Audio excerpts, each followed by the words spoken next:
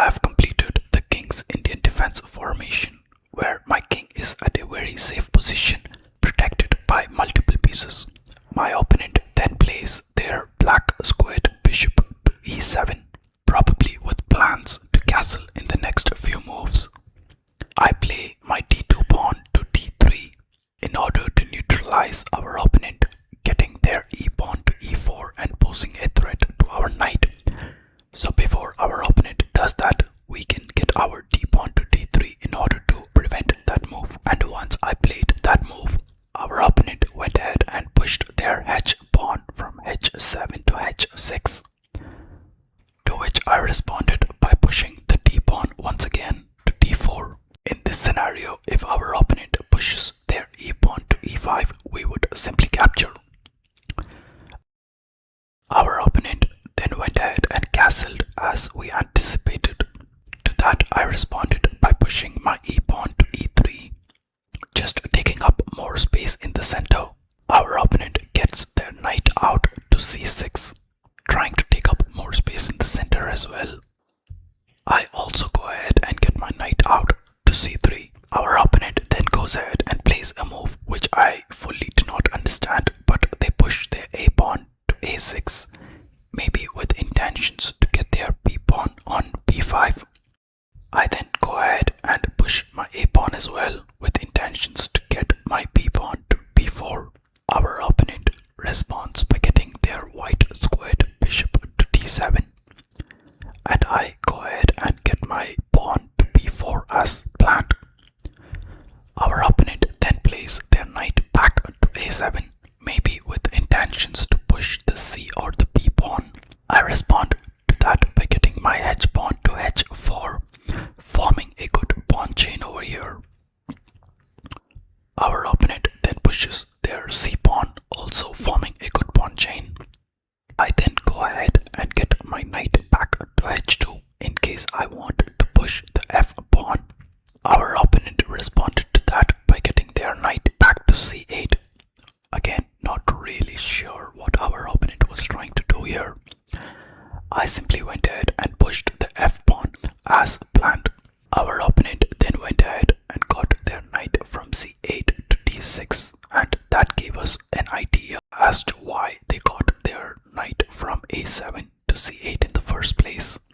I responded to that with another pawn push by getting our pawn from g3 to g4, and the reasoning behind this pawn push was in order to go ahead and attack their knight. But before I could do that, our opponent got their knight to e4, threatening to capture our knight that is on c3.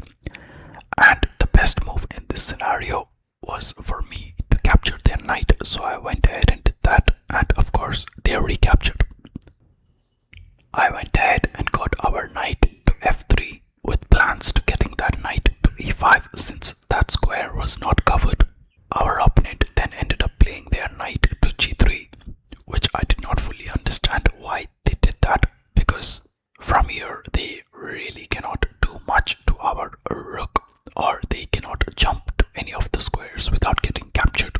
So I just ignored that move and I pushed my pawn to g5. And one of the reasons I did this pawn push is to open the diagonal for our queen in order to get it closer to the opponent's king. Our opponent here went ahead and captured our rook, and I simply recaptured. And again, I did not really understand why our opponent did that, but a point to be noted here is that my rook was just right there. I did not develop my rook, but the knight that they sacrificed was a completely developed knight that they got from their side of the board to our side of the board. So I wouldn't consider that a really good exchange for our opponent. And in this scenario, our opponent went ahead and captured our g5 pawn, and I simply recaptured. And as we wanted, the diagonal for our queen has been almost cleared right now. So I was looking forward to getting our queen closer to our opponent's king. But in this scenario, our opponent played f5 almost with intentions to lock this area so we cannot get closer to their king. But I simply went ahead and got our knight closer to our opponent's king, to which our opponent responded by getting their white squared bishop to e8 in order to cover this diagonal. diagonal and not allow our queen to get into action. And since I could not get my queen to the h5 square, I thought why not just get it to e2 and open up this diagonal as well for the queen. And hence I got our queen to e2. To this our opponent responded by getting their black squared bishop to d6, threatening to capture our knight. And I went ahead and got our queen to f3, and the reason I did this was with intention to get our queen to g3 so that we can support this pawn when we push it one step ahead. And if this pawn was able to go one step ahead, I could get my queen easily to this square and threaten a checkmate and threaten our opponent's king.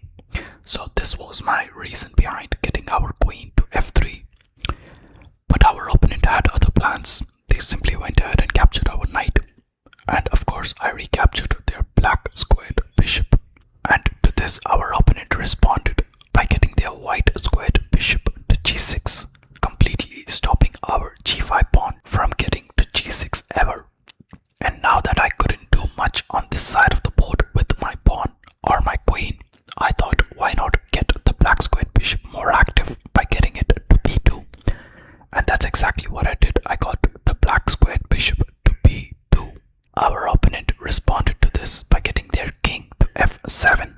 And I decided to get our rook to d1, directly threatening to capture this pawn, maybe after a pawn push from e3 to e4. Our opponent then decided to get their rook to h8, posing a threat by threatening to enter our side of the board on the h file.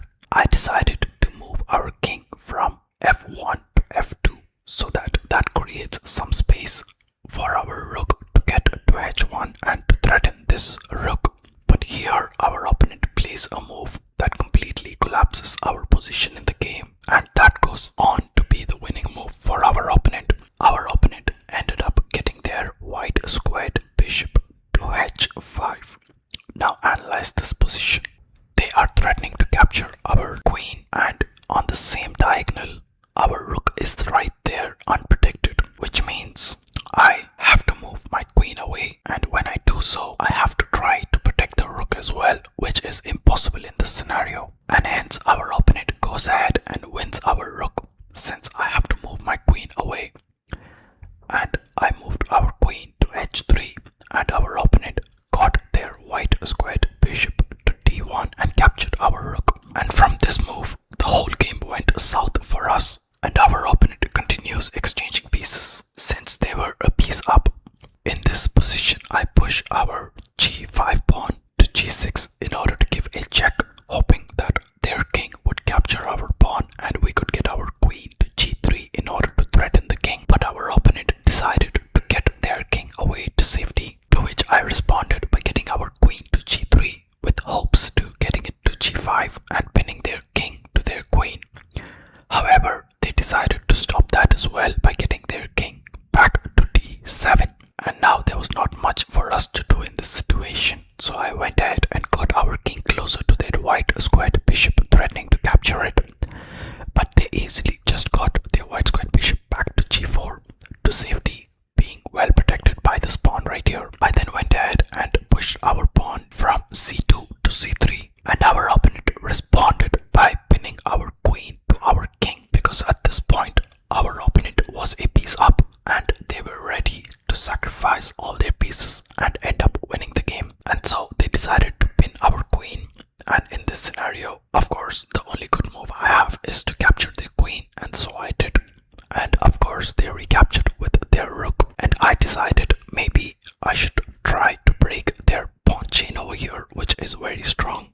And hence in that attempt I pushed our c pawn from c3 to c4, and they simply got their rook and threatened our white squared bishop.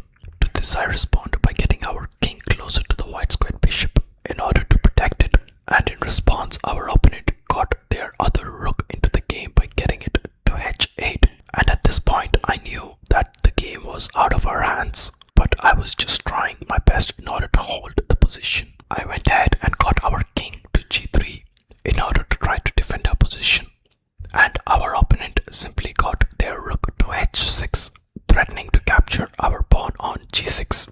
And there was not much we could do to save this pawn, so I simply went ahead and captured another pawn on d5, to which they responded by recapturing it with their pawn. I then went ahead and did another pawn push.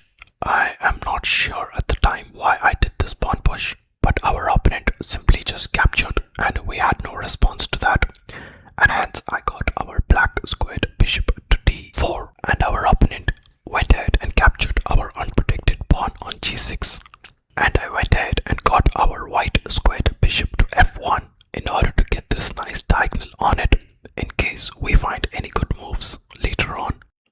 Our opponent simply goes ahead and threatens to capture our white squared bishop while also giving us a check with